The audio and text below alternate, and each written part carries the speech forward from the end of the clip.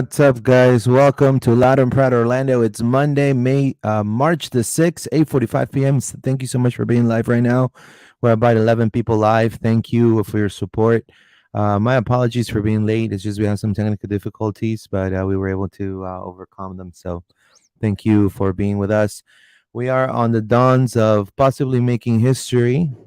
Orlando City will face Tigres de la Universidad Nacional Autónoma de Nuevo no, Universidad Autónoma de Nuevo León, the UANL, Tigres, Lions versus Tigers. Who roars? Who roars? Who has the most strong roar? Right?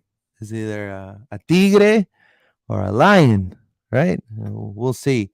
I think Orlando has a huge chance today to make a statement, not only for the city of Orlando, but also for the entire league. I want to, before we start, I wanted to give thanks to.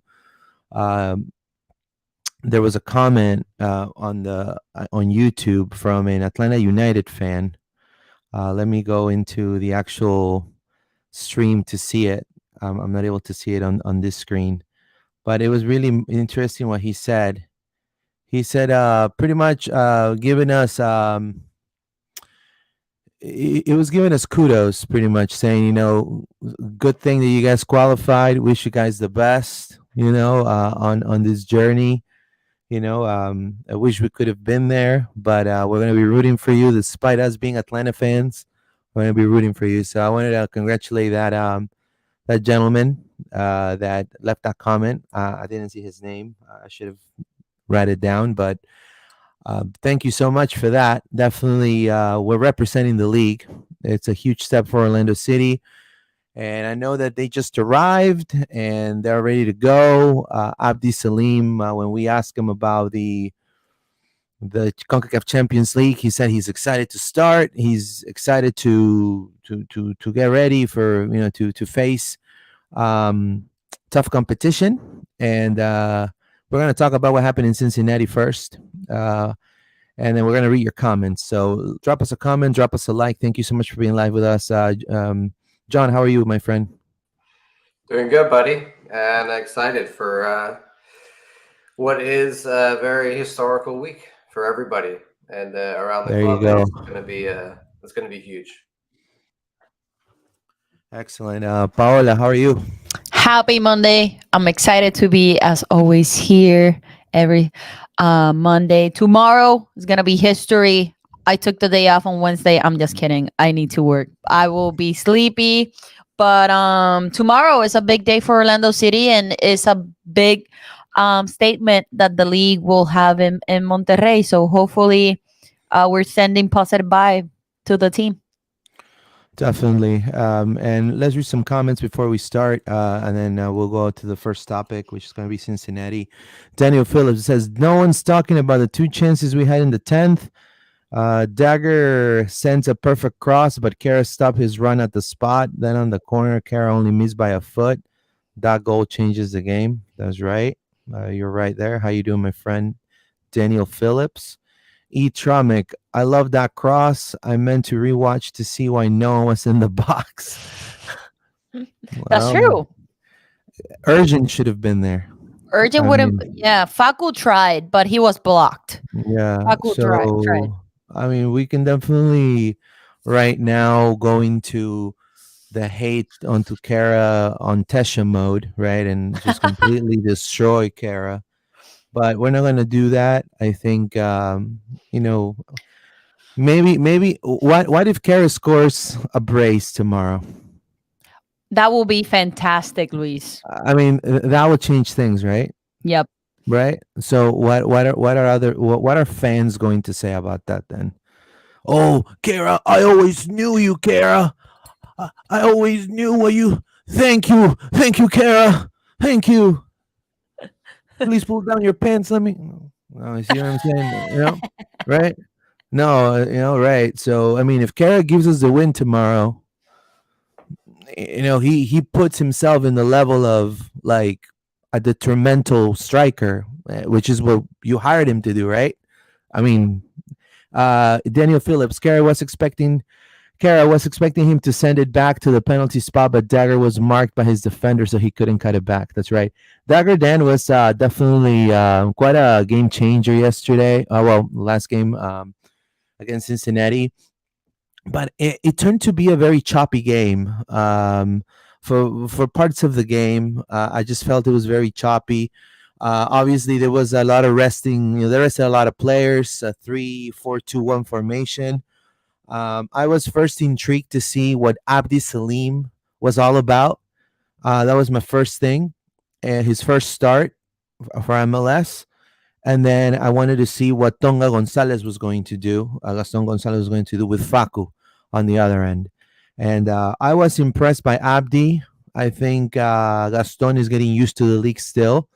He had a lot of bright spots, but Abdi Salim was, I mean, the kid looks like he's been playing MLS like the past 4 seasons in MLS. Like it was impressive. And I want to say Brenner in South America is very well respected. So he's been one of the top prospects in South America 2 seasons ago. Everybody was flaunted and everybody was surprised how he signed to FC Cincinnati. Everybody saying for the money, gringos taking our players away, but Brenner woke up like out of his slumber and he's been scoring a lot of goals, being very detrimental for his team. He couldn't go past Abdi Salim. Abdi single-handedly destroyed the connection between Barreal and Brenner. Just the kid. It was impressive. I don't know. How do you see that there, John? Yeah, I mean it's awesome. I think it's great when a defender of his age shows so much maturity so fast. Like often we don't see that. Like Thomas Williams last year got a few starts, and you could kind of see that maybe he was a little bit out of his depth at times. Whereas Abdi this year is getting those similar kind of situation where he's getting some starts, and he looks very comfortable. And that's something that we want to, I think is great. When I was looking at that back line, I was a little bit concerned on the lineup, and I thought, yeah, we're resting guys, but when, you've got Kyle Smith playing left back, and yes, he can do a job there, but is it ideal? No. And then you've got really Mikey is the only nailed on starter who is in that back line, if you ask me. So the fact that they held a clean sheet against Cincy is really impressive. I think that Schlegel obviously had a much improved game from his first game, and Salim looked really comfortable next to him. So the back line really impressed me. Like I said, I was a little bit concerned, but a draw and keeping Brenner and that attack of Lucho, Brenner, and Brandon Vasquez out of the goal is an achievement that I would be happy that our first team of the back line did. So the fact that the somewhat quote unquote second back line we're able to do that is really shows that we've got that depth going forward that we're going to need, because there's a lot of games in all the competitions this year. No, that's right. What were your first impressions out of this game out of Cincinnati, Paola? First of all, hi to Danny Phillips. He said hi to me on not this last game, on the home opener. So I appreciate that you say hi. My impressions were like you. It was choppy. I was impressed by Abid Salim. It reminded me of Kamal Miller. Has the similar style, and they come from the same system, Syracuse. I thought the exact same thing. That's so funny. It was like a copy and paste. Like when Kamal Miller started, it was like looking at him in the field. So, and I was impressed because Vasquez had a lot of chances to score against us. And there was a cross from Lucho Acosta that he needed just to reach out with his foot, and it was gonna be a goal. Thank God Jensen was there. Smith was a little bit in the corner, but Jensen was the one who stopped him. So sad that we couldn't see goals, but is well understand when I saw that lineup, I'm like, we're going for a win on Tuesday, and I thought that it was not like that. To be honest, my expectations for tomorrow were okay. Let's play. but we're gonna make a statement tomorrow, and hopefully, with the sacrifice 2 points that we left in the field that on last Saturday, we can get 3 points tomorrow. So The let's thing I see. would say is like if I looked at that on the calendar of the year and I was mapping out, 3 points from this game, 1 point from this game, I would have put that game down to Cincy as a draw anyway. I think it could have been a 2-2, a 1-1, a 0-0. But the fact that we got the 1 point with still being able to rest Yep. guys kind of shows like is that really intelligent from Papi? Like, is that a really really smart move that he's done there? Has he done that intentionally and has paid off, or have we left 2 points on the table? That I think different fans will look at it differently. Yeah. Well, I personally, based on the type of players Cincinnati has, I believe that it's a great result for Orlando. I mean, you're talking about. I mean, this was a perfect game for what they people call a puppy special. So it was a perfect opportunity, and I think in the end he tried to do that. He he tried it. He definitely tried to do that. I would Taking have Facu. loved to have stolen a Papi special at the end. That would have Right, been great. right. Now that would have been fantastic. But I do want to say, this guy right here, he definitely was impressive. Also, one of his best games I've seen with Orlando City. Wheeler Cartagena, he definitely stepped up to be that player that everyone wants to see. A great substitution for Cesar Araujo. I think no one really missed Araujo until obviously he came in, but no one missed him. I think he did a fantastic job too, recouping the ball, trying to go into the attack. Very precise. And look, this is his stats. This is his heat map, right? So he was all over in the middle, right? This is where you want him to be, especially on the left side. 88% of passes were completed, 100% of dribbles, 50% of long balls completed. So, I mean, for his position, I think he did a phenomenal game. And definitely the tactics that Pareja used to have him right there against FC Cincinnati and have Abdi Salim there. It says a lot of a lot of players now having Cartagena playing at this level and maybe having Abdi playing at that level are going to actually be well rested. So if a center back, or let's say Kyle Smith, he also had a phenomenal game. Kyle Smith. I mean, Kyle Smith was amazing. So defensively, I think Orlando without AC, they did very well. And that definitely was what impressed me the most out of this Orlando City team. I don't know what were your thoughts about that, John. Yeah, I mean, I think defensively we're looking strong at the beginning of the season. I think offensively I'm a little bit worried. We've seen two great games. The only goal we've scored is from a PK. We haven't seen an open play goal from Ojeda or Torres yet. So the beginning of the season, usually that's not really a problem, right? You can be like, okay, our guys aren't quite firing yet. They're a little bit out of form. We can take our time. The problem we have is we have this game tomorrow against Tigres when we need to be on scoring form. So the fact that Torres and Ojeda haven't scored yet doesn't fill me with confidence that they're going to be able to score against a top Mexican side like Tigres. So that is a little bit of a downer. We can also talk about Cara till, all day long. I think there's, issues there with the way that we're trying to play and the style of player that he is. But I don't want to, I don't want everybody to get on Cara's back. He's still our player. We want to get behind him. We want to give him, the praise and the support he needs to go out and score some goals. The other thing that I thought that was really interesting was that we went to the three at the back, and I kind of mentioned this on the last podcast. And we saw in preseason, so we actually went ahead and played the three center backs with two wing backs to match up directly against Cincy's same lineup.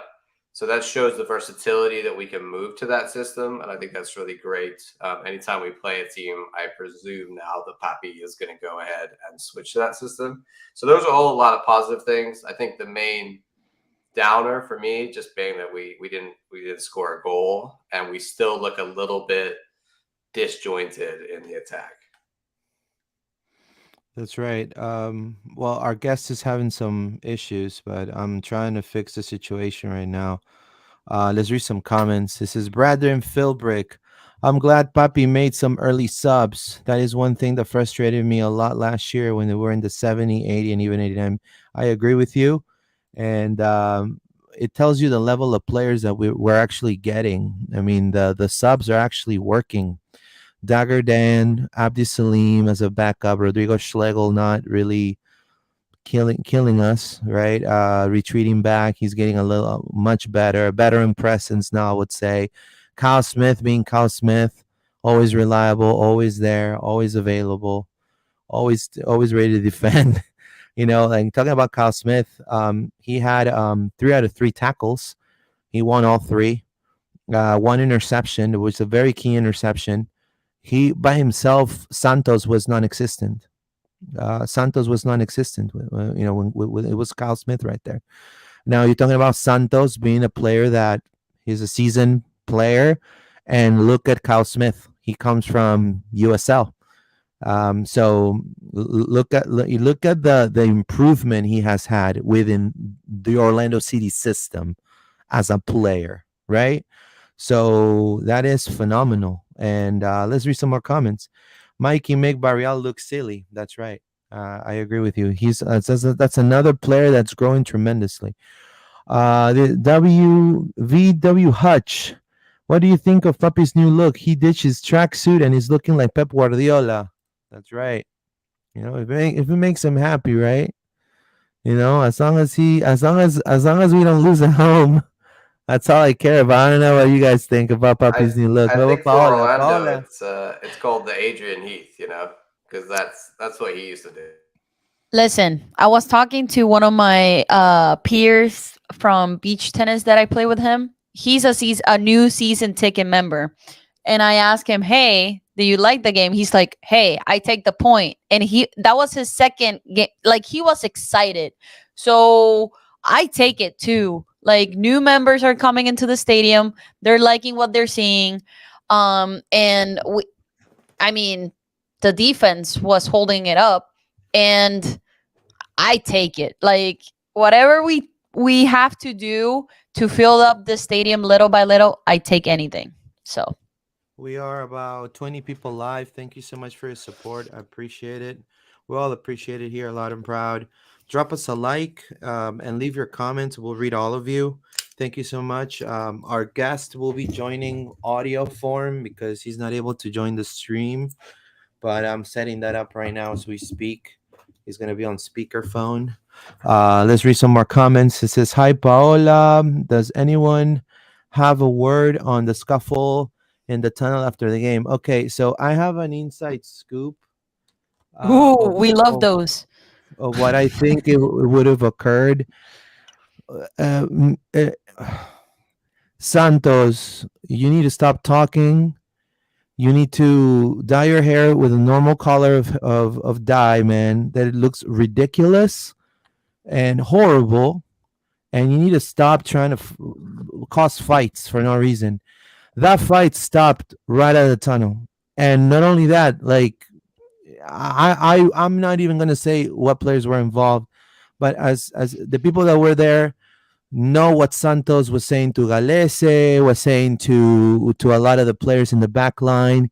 He was trying to talk Trash a lot, talk. trash talk, because they beat him the whole night. He was non-existent. So, I mean, that's just Santos. That's why he's not in Philly. All right. That's why he's in Cincinnati and he's not in Philly. Otherwise, Philly would have kept him, right? But they decided not to. Why? There you go. That's your answer. He's dyeing his hair like different freaking colors. Looks like Nicki Minaj, right? He's painting his toenails.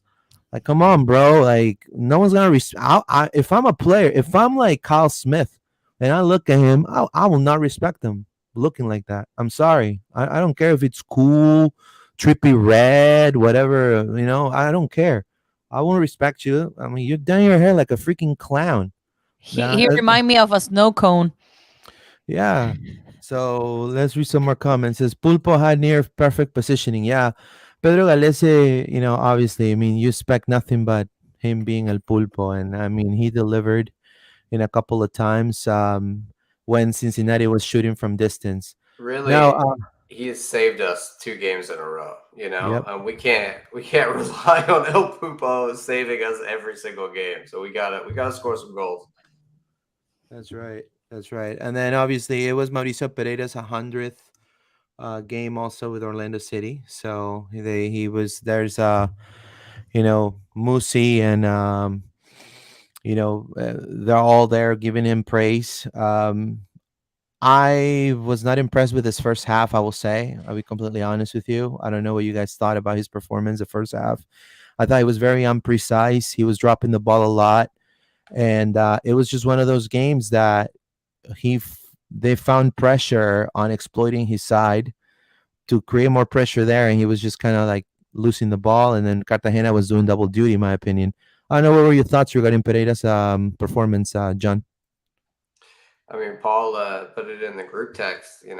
He's having a bad game, and then what happens? Second half starts, and Poppy takes him out. So he saw it too. It's weird. Like there's something going on with this new season with him, whether it's mentally to do with the fact that he's not a DP anymore, or he's changing his role in the club where he's playing a little deeper and he's changing the way he plays.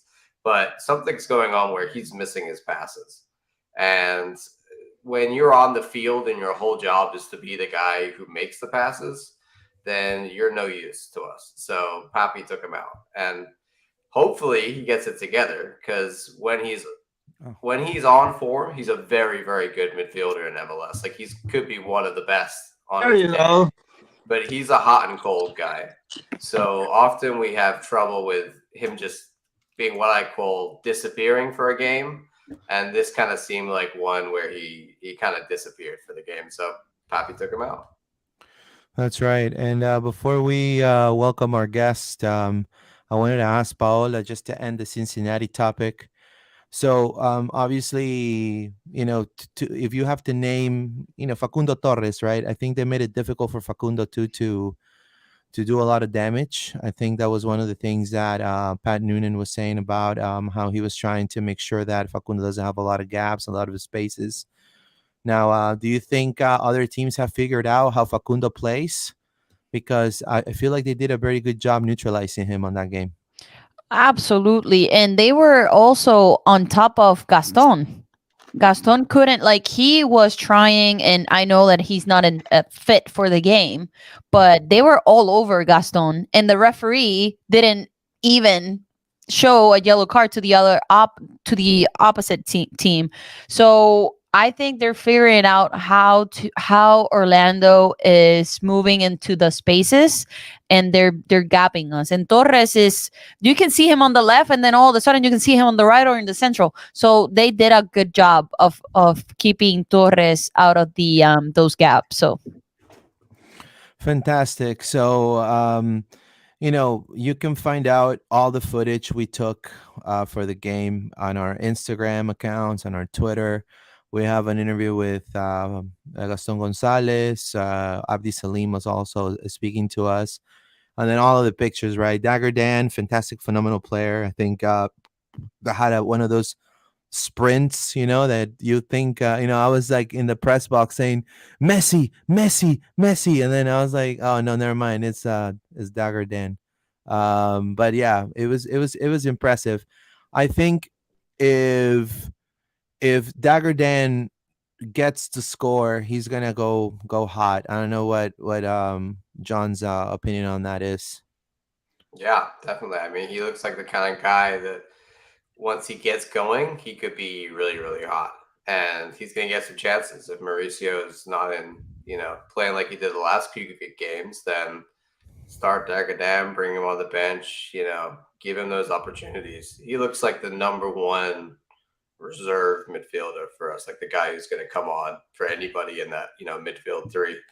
And to add to that, and then I'll go to Paul, and then we'll close Cincinnati. And I appreciate everyone. Drop us a like. Thank you so much. We're about 18, 19 people live now. Um, Look, my opinion, if Dagoden starts against Tigres and you sit Mauricio and then you put him in minute 65, I'm sold. Because I mean, one thing that Dagoden has shown, he has the stamina and the strength. He doesn't fall down quite easy when it comes to contact. And Tigres is a team, and we'll talk to the expert in just a little bit. Um, is a team that is going to try to knock you down. Like they're gonna try to play the physical game, especially in the mid. So I don't know. What do you see, Dagoden? Do you see him still coming off the bench? Do you see maybe Mauricio? You know, I will see Mauricio starting. And I would love to see that change that you just said because Dagger was amazing on Saturday. But Pereira is gonna start, and I think Oscar will go with all his weapons, and then if they don't produce, he's gonna take them out early, like we saw on Saturday. Oh, Mauricio, you're not doing the passes because they were horrible. I was like, what? What the heck is that? Mauricio playing? That's not normal on Mauricio. So he's gonna put either Dagger in that position or Wilders coming in. I don't know.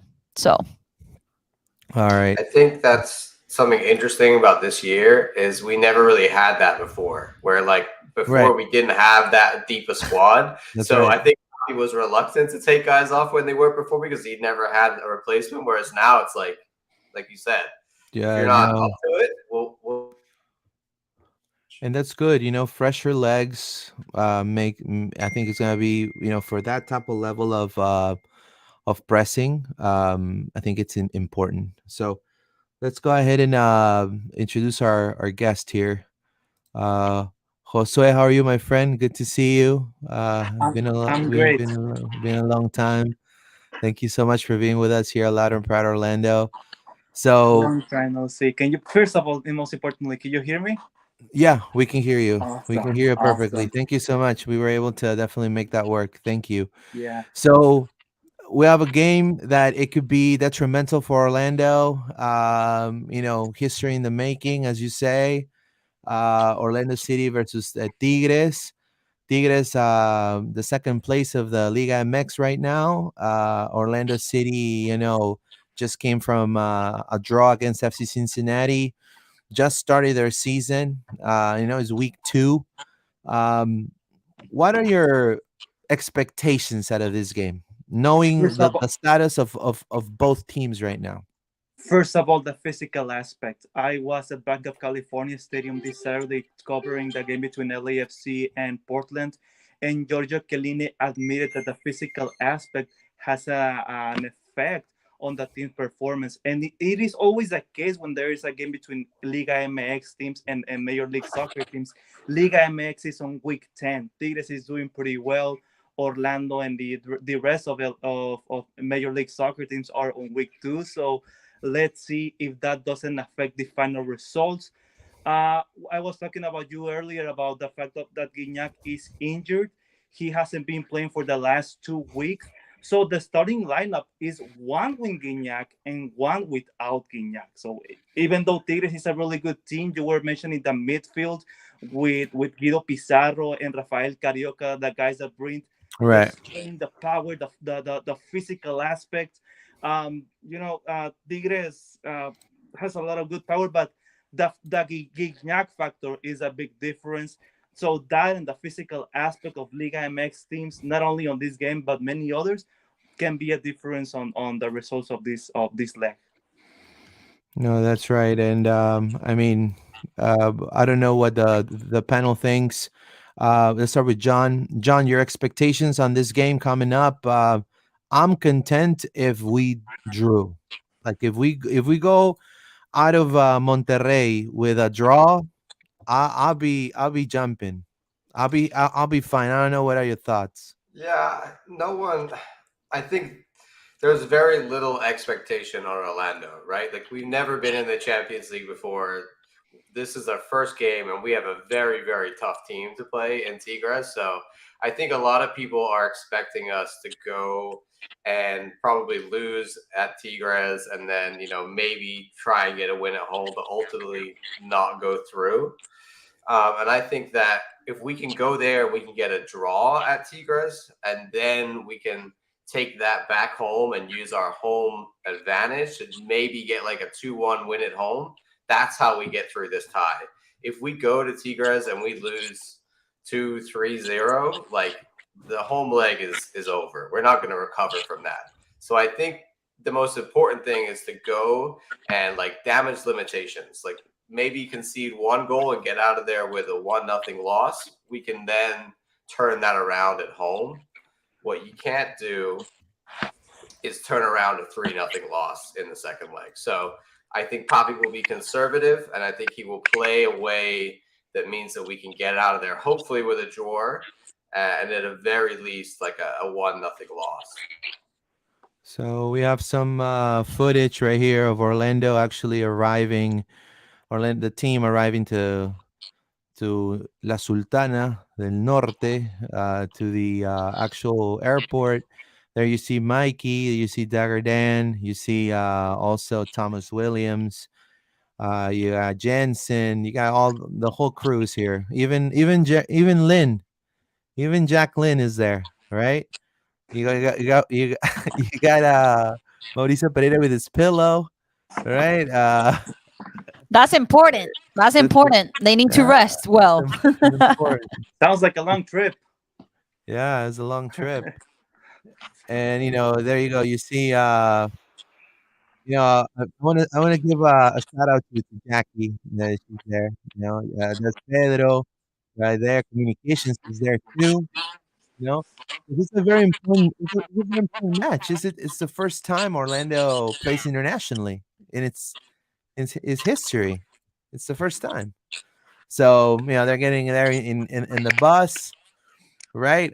So let's read some comments. Is Hutch? It says away goal rule still applies in Concacaf. That's what it says.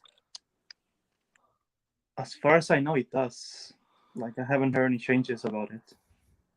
Now this Because is the last year they play with this format, right? Next year they're going to be 27 teams. Jesus Christ, more soccer. Yes. Right. Go ahead, John. What were you going to say? Yeah, so that's something that they've changed in the European Champions League as well that will be coming into effect in the coming years. Essentially, what they're doing is they're making it one giant league. Instead of having divisional groups, eventually we'll just have one huge league and you play different teams within that league, just like the MLS works, but it'll be a Champions League group of teams. There you go. Yeah, I mean it's going to be 27 teams is a lot. That's just my opinion. I don't know. There's even more in the European version. It's like 32 or something. So it makes this giant, essentially just straight up league system where all you need to do is get a point or 3 points out of a game. And it just, at the end of that division, then they'll take the playoff teams and play a cup at the end of it. Very similar to the way the MLS works. So that's the reason they're adding more teams in, is to have, a larger league before they go into a cup system. Now, it seems Tigres is not holding back anything, right, Josue? They're playing. They play against Necaxa. It was the last game, right? And Yes.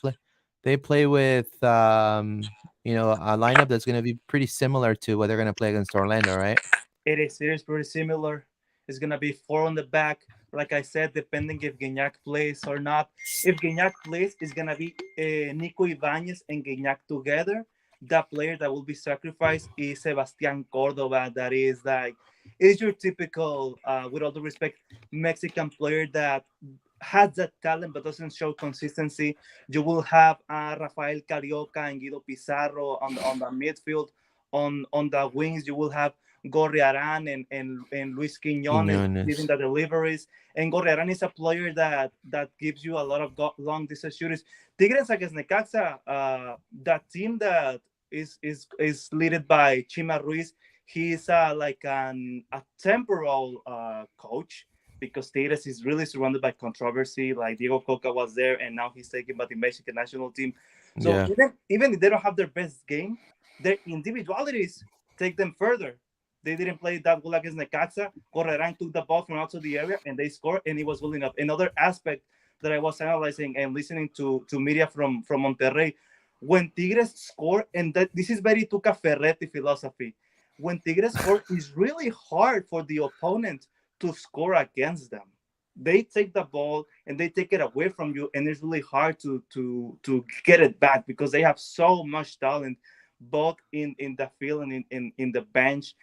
One of the teams that brought more opposition against Tigres was Pumas. Really criticized because they haven't won a lot of games, but they have been performing really well. Well, the way that Pumas scored was through high pressure. Diego Reyes, Lipnowski, the defenders, Samir, the Brazilian defender, they are not the fastest players. So if you high pressure them, you might encounter a surprising goal. Nahuel Guzman is a really fun Yeah. character, both inside and outside the field. He, like, seriously, I'm not exaggerating. He can be in a very like risky position, and he can start dribble the ball, diving, pushing players, arguing with the referee. So he can give you a really good save, but on the following play, he can try to dribble like a striker and lose the ball. So pressure Nahuel, make him nervous, and you might give him a yellow card and maybe down his performance. So Tigres is like the billion of Liga MX right now. High pressure them on their defense, and you might encounter a goal at El Volcan, which is, in my personal opinion, the best Mexican fan base of Liga MX. Both Tigres and Rayados are the most passionable, savvy, and all of And they have a hate lot of each knowledge other. about their teams. So yeah, that's what I think Yeah. about what's gonna happen on the following days. And I want to say, to add to what Josue was saying, then we'll go with Paola. To me, the wings here are going to be key. Quiñones and Gorriaran, they're players of a different speed. I will say Quiñones. He kind of reminds me of a Di Maria.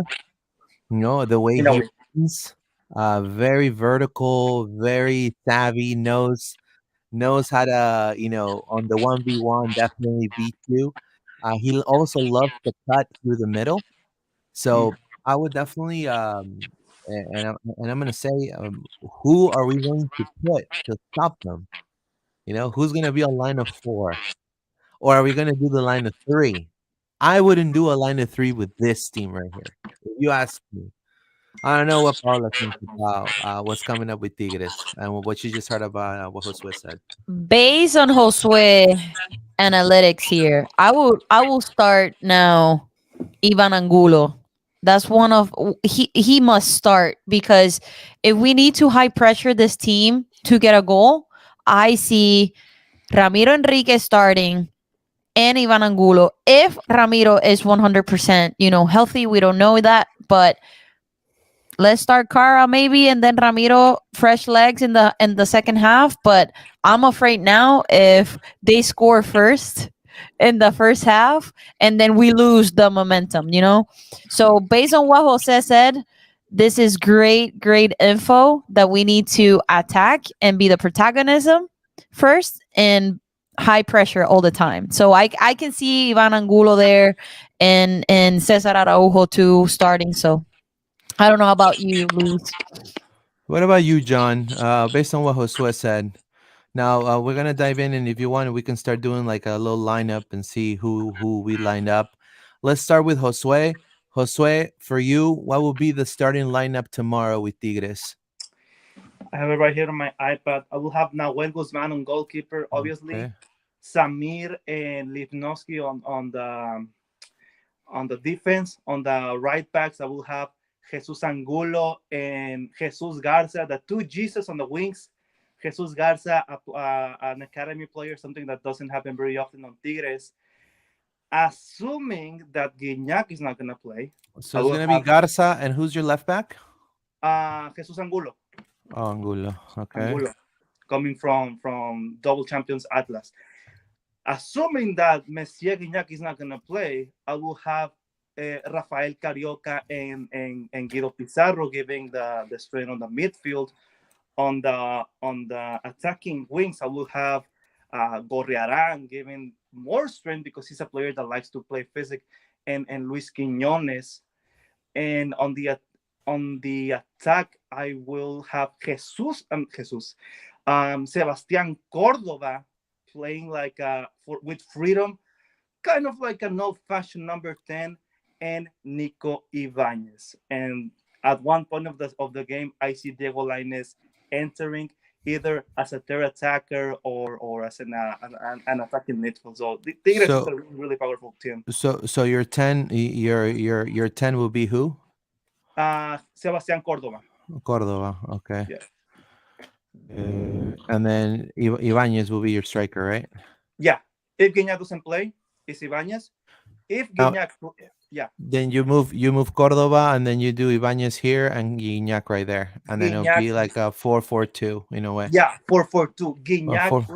like a second striker doing the dirty work going down, and Nico Ibanez who likes to enter through the first post as a solid number 9.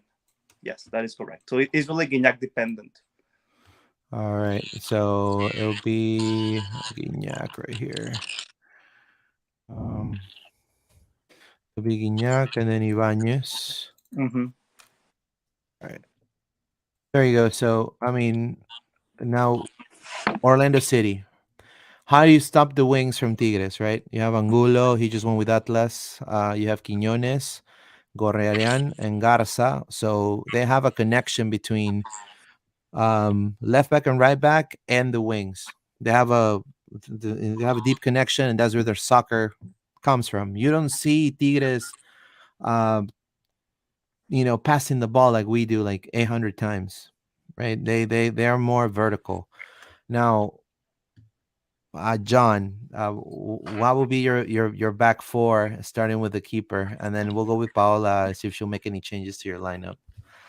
And we'll go with Kelese, of course. El Pupo will hopefully have some big saves like he did against Cincy. And then I'll go with Mikey Halliday at right back. Okay. And then next to him, I would go with Schlegel. I think just because Champions League, and we're not quite AC back yet. Janssen next to him. Oh.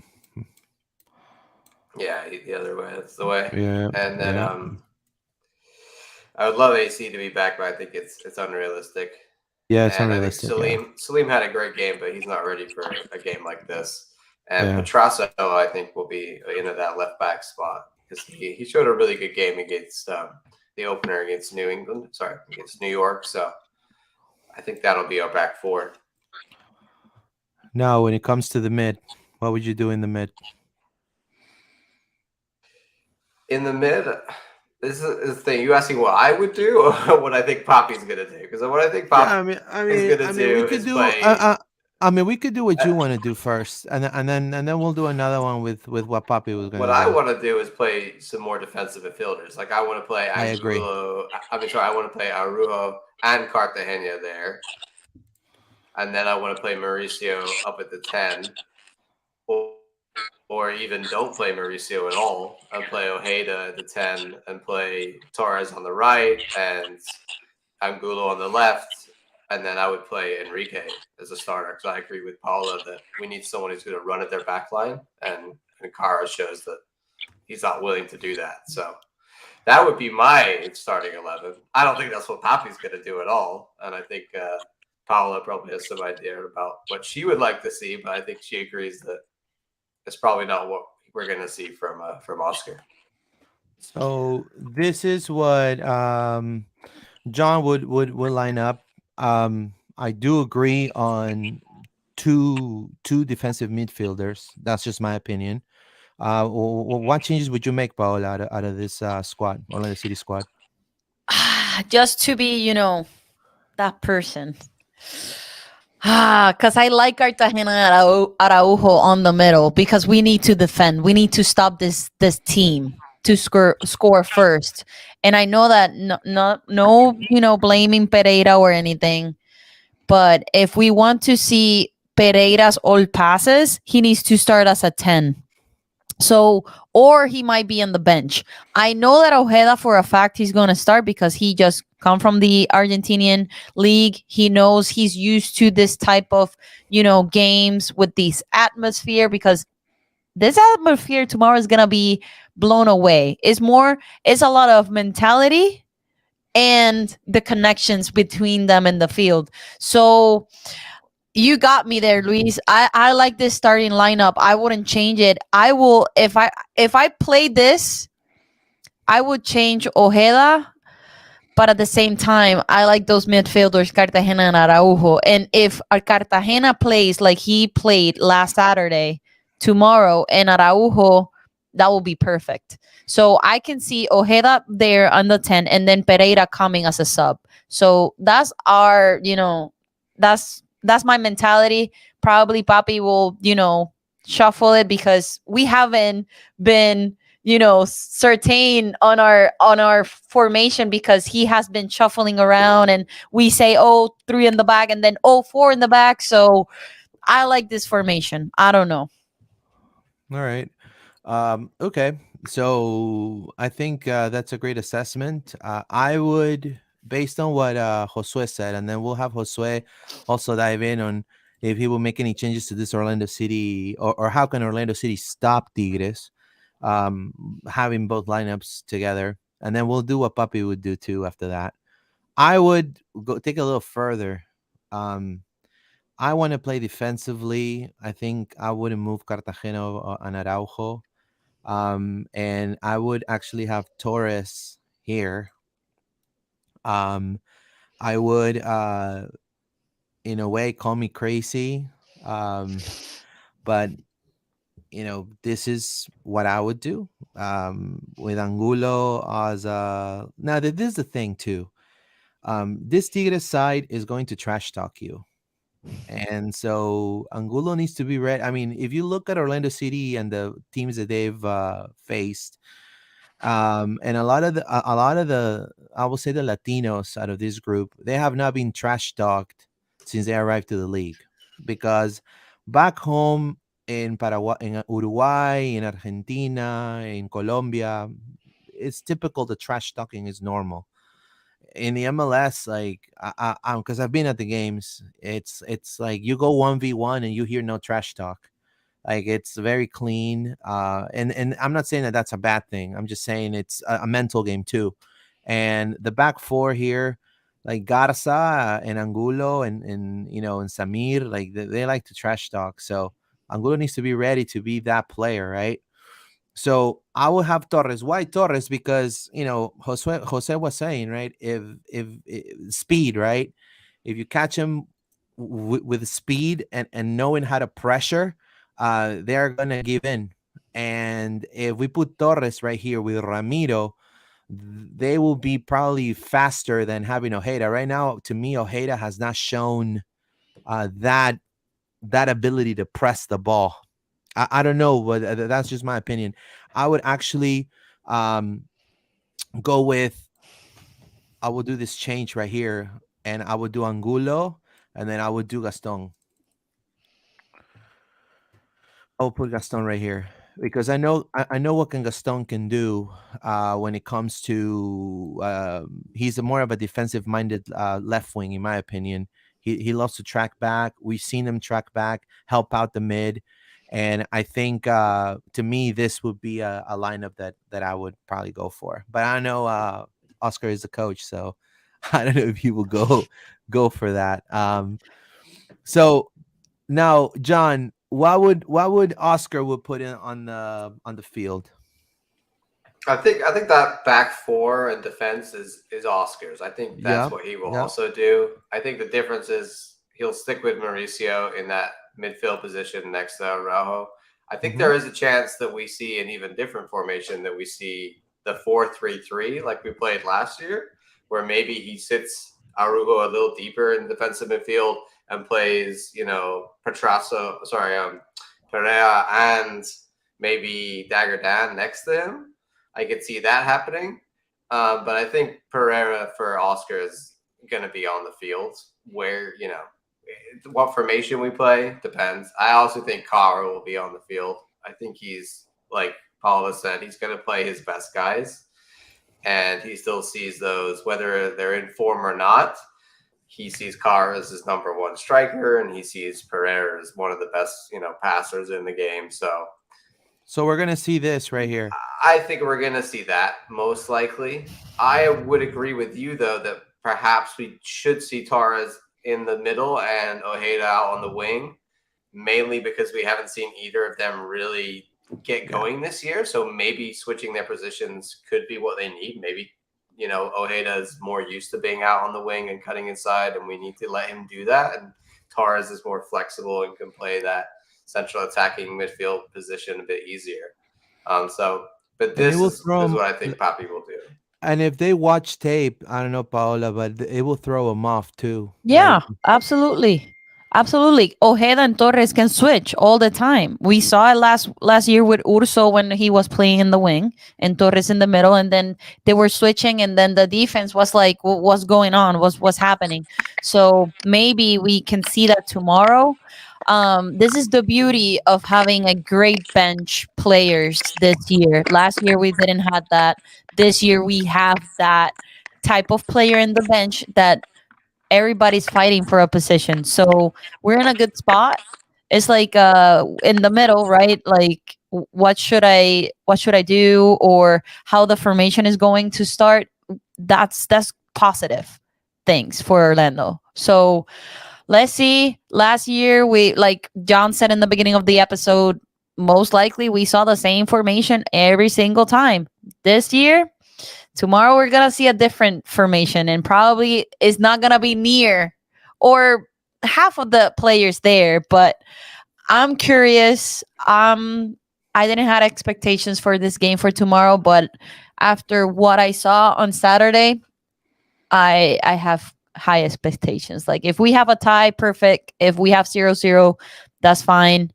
But I just want to see them, succeed in Kara. Like if Kara can put a goal tomorrow, that will be fantastic too. Yeah, I don't know if I'm. like I said, if he scores a brace, everyone's gonna be like, He's got his "Yeah." celebration. Probably he's gonna be like that. Yeah, he's gonna be like Ronaldo, right? Oh no, so no, wait, that's LeBron James. LeBron James. Yeah, that's LeBron. Yeah. So Josue, now you see now the lineup for Orlando City. This is probably what Pareja is gonna throw to you. That you're also an MLS. You cover LAFC, and you follow the MLS closely, and you've seen how Orlando has played your LAFC.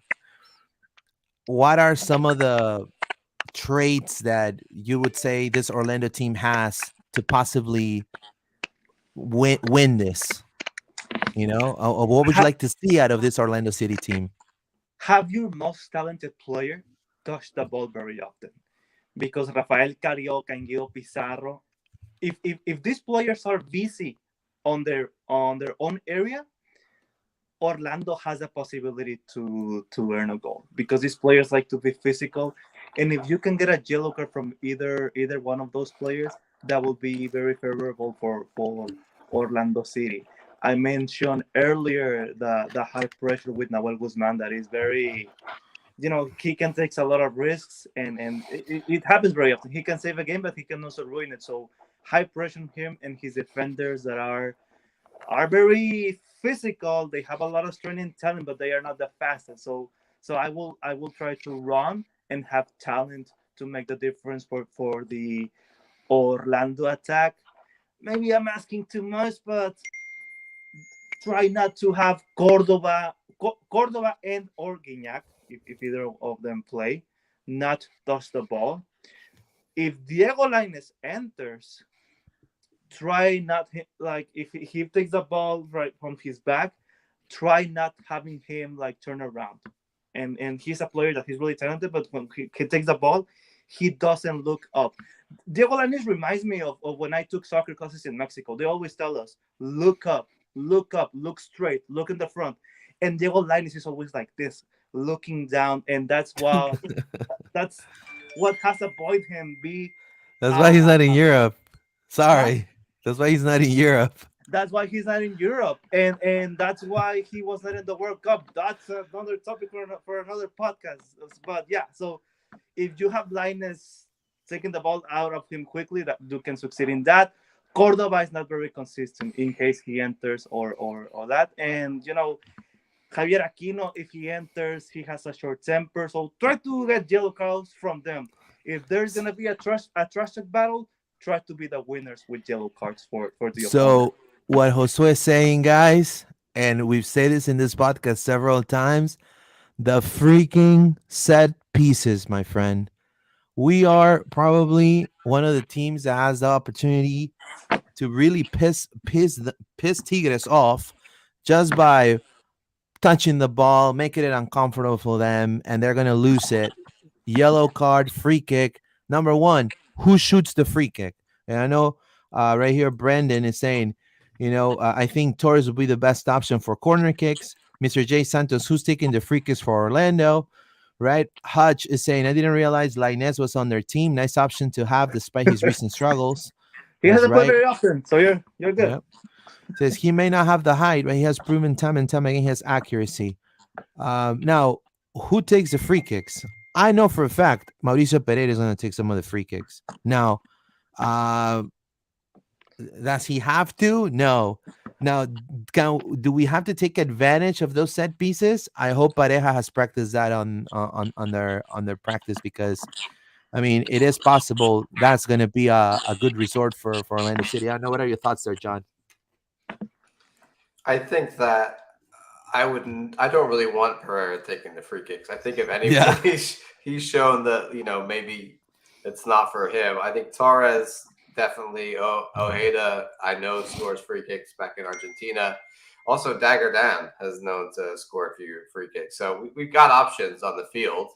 I'm just hoping that Ojeda or Torres over Pereira for me. I think they've got more skill on the dead ball and more of a chance. I also think corners are a big opportunity for us that we're not making any headway at the moment. When Kara is on the field, that's a huge advantage. He should be up there trying to win that ball, trying to get that. Janssen is just as capable. Schlegel also. All of these guys, we have aerial threats. So if we can get a good ball in the box off of a set piece, like you said, that might be the way that we can, sneak a goal against. That's right. That's right. Paola, did you agree? Maybe Facundo, maybe Cesar. Cesar Araujo has got some shots from distance last season. Even Jansen. Jansen. I Right? think I'm not gonna say he might have a goal tomorrow, but he's a threat. Like he can run down the field, midfield, and shoot. I would like to see Ojeda having free kicks because he's a lefty and Torres too. So I don't want to see more Pereira because he's this close, but I want to see it in the net, not tackled by the bar like the or the goalie. So I'm going for Ojeda or Torres on there. I'm gonna ask Josue right here. Our coach has a tendency of minute 75 0-0. In this scenario, it's perfect to park the bus. It's perfect. 75th minute 0-0. I'll freaking park the bus. I don't care. Call me anti-football, anti-soccer. What are you doing? I will park the bus against Tigres to get at least a draw result. Do you think? Because Tigres has been a team that has broken that. They've actually scored in last minute goals.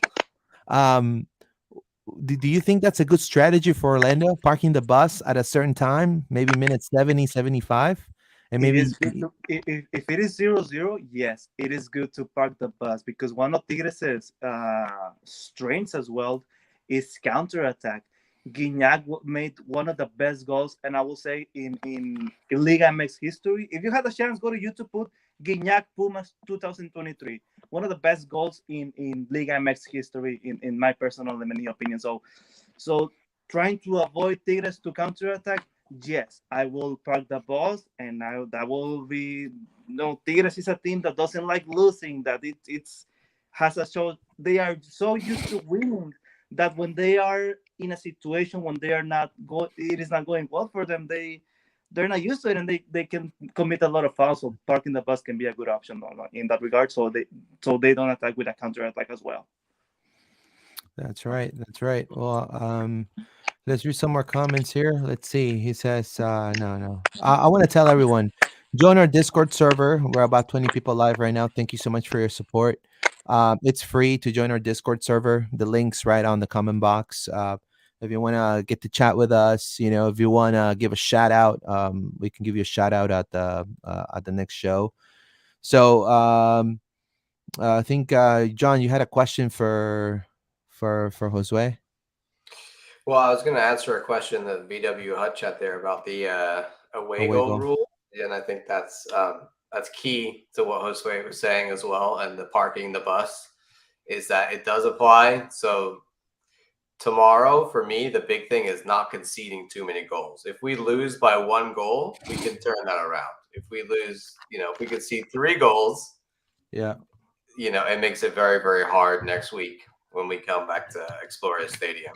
So the key here is getting through this with, obviously we want to win, but getting through with a tie or minimum amount of goals conceded would set us up nicely for a home leg. That's right. That's right. And so let's talk a little bit about scores. Josue, what do you think the score is going to be coming tomorrow? Oh, hold on. There you go. I can hear you now. Okay. My apologies to your audience. I think it's gonna be Tigres 1-0. When Tigres score once or twice, they tend to park the bus as well. So I see Tigres winning 1-0. Well, what about you, Paola? Your score for tomorrow? It's a tough one. Let's say 1-1. 1-1. All right. What about you, John? I think there's a lot of similarities between the way Tigres are playing and the way they lay out their team and the way that the Red Bulls play and the way that they laid out their team. So based on that, I think we're going to win 1-0 with a penalty to Fernando Torres. So, but no, I think the fact that they press, I think we're going to see a similar situation to the Red Bulls where we're not able to really play our own attacking way. And so it's going to be a very scrappy game. And I'm going to go with 1-0 to Orlando City. I think we're gonna steal a goal somehow. I'm being optimistic, which is rare for me. I'm usually the pessimistic one, so that's a good sign. All right, so I'm going to be the very optimistic person. I think tomorrow Orlando City wins 2-0. And I'm gonna make it, and I'm gonna say Pedro Alese gets on the penalty spot and saves Orlando from impending doom with a penalty kick save. If I get this right tomorrow, guys, I don't know, man. I'm gonna have to go and play the lotto, But I'm just saying. I mean, that would be like the cherry on the cake. Knocking Hey, down, Luis, going back to Explorer with 2 goals up. hey, the Golly. real question is, would pink or black kit for Galese tomorrow? I think it's gonna be black. You think there's gonna be black? Okay. Yeah. Everybody wants that pink kit, though. Everybody It's was fire. talking about the pink, and I think it has superpowers because he stopped a lot of goals on Saturday. see. But we see, let's see. But he's No. coming hot. I'm gonna That's what I'm add. gonna say. I'm gonna add one more thing about Galese coming to Mexico. Galese in Mexico was, in Spanish, ninguneado. He was literally put on the shelf and said, "You're not good enough." That's what they said in his former team, Tiburones de Veracruz, which does no longer exist, in my opinion. So they put him on the shelf, told him, "You're not good enough." So Galese, even though he says he doesn't, I know for a fact because I'm Peruvian too. And I can definitely see a little bit of like, you know what? I'm gonna have the best game of my career today. I'm gonna stop everything, because I want to show this league that told me I couldn't do it. Look how good I'm doing it right now with Orlando. You know, and by eliminating a top contender. Now, the question I asked Josue: let's say Orlando puts the miracle. Virgen de Guadalupe shows up, right? For Orlando. Orlando wins the series. Now, do you see any hope moving? You're eliminating Tigres. To me, the contender of the whole cup, right? Yes. I mean, is it okay to dream if Orlando knocks them out? Dream doesn't have any price. If you eliminate a top contender, of course the momentum is gonna be great. But you have other teams like Pachuca that is doing pretty well. Two of the best players in the World Cup from Mexico were Luis Chavez and Kevin Alvarez. They are like academy players, something that we don't often see in Mexican soccer. So yeah, it is okay to dream if you beat Tigres, which I can adding to that. It will be a big scandal in Monterrey press if Tigres lose against a major league soccer team because, as you said, Pedro Galese looked like he was, like you said, ninguneado. I don't have the translation either. In Veracruz, he was not even getting paid because Veracruz have a lot of trouble with their players not getting paid. The Yeah. team doesn't exist anymore. So now having Pedro Galese, first of all, getting paid on a professional league with a professional proper team, that it's great for him. Great news. So yeah, if the miracle happens, it is okay to dream, and it will be a great momentum for Orlando to go further in this tournament. Hoping they don't find another Liga MX teams. Given the Now you fiscal, mentioned before going to Paola, you mentioned LAFC, right? To avenge LAFC, for Orlando to avenge LAFC, we can raise our hands like in Dragon Ball. You can pass us your power, right? I mean, right? I mean, you were mentioning that off the record when we were talking in the afternoon, right? Mhm. About LAFC. If you can tell us about that. But LAFC, well, Pachuca took away Chicho Arango, our best striker, so he's gonna be missed. But there's a really interesting dynamic between the three attackers. Carlos Vela, one of the best players in MLS history, in my whole opinion. Danny Buanga, who came in September and has impacted pretty well, and Mahara Opoku, who scored this weekend. You have a solid midfield with Ilyes Sanchez, Kelly Acosta, a U.S. national team player, and of course the Ecuadorian Sebastián Méndez. Prince. No, Sebas Mendes not anymore. Jose Cifuentes. Ah, And on Cifuentes. defense, there is a lot of doubt. Ryan Holzgate and Diego Palacios are good, but Giorgio Chiellini gives a lot of leadership, a lot of talent. He scored this weekend. He was really happy about it. Jesus Murillo might be the weakness in that regard. He can give you good games. He scored in the final against Philadelphia. That was really surprising. He gives you ups and downs, but the one, scored against Philadelphia. That was really surprising. And in the goalkeeper, you have John McCarthy. Everyone saw what happened with Maxime Crepeau and then McCarthy coming in. So things look bright. I have my question marks on defense because Giorgio is not getting any younger. Jesus Murillo has his ups and downs. We just got Right. Aaron Long, a former national team, Yeah. a current national team player. So let's see what the LAFC does against Do do you Alajuelense. do you think Orlando will avenge LAFC because LAFC lost two against Tigres, right? Yes, in the final, and it was in Orlando. Actually, it was in that Explorer Stadium. Yeah. So, so yeah, it can happen. It will be interesting to see these teams go against each other. What about Paola? What are your hopes and expectations for this match coming up? I mean, What would you do if we win? I don't know. Like it's a lot of hope. You Tomorrow could I do a will be like TikTok. You could do a TikTok. I will do a TikTok and upload it for LPO and for my podcast too. And tomorrow I will be the mentality of Ted Lasso. Believe. Yeah, That's all I'm here. I need to say. I know that I say 1-1, but in the bottom of my heart, I want them to win. And cuz you want to see your team succeed. Like that's the reality. So believe tomorrow I'm going to put it in my background in the at work and everything. Believe. Tomorrow Purple Tuesday believe mode. So tomorrow, I want to let everyone know I might be doing a little post game. I don't know if you guys are up to doing it. If you guys are up, but I may be on my other show, but I may simultaneously stream it. It's gonna be a crazy feat. But if I make it work, Oh, there you there you go. go. There you go. That's a If I good make it belief work, banner. let's- Guille Send it to Carlos. us, Josue. There you go. Guille Carlos is 3-1 Orlando. There you go. What are your expectations there, John? I mean, honestly, I mean, what would you do if I mean, look what you've been for the very beginning for this club. You imagine. Yeah. I mean, I for mean, me, that's the big thing. it's I wrote down it's in my notes. huge, dude. I wrote down literally, this is huge.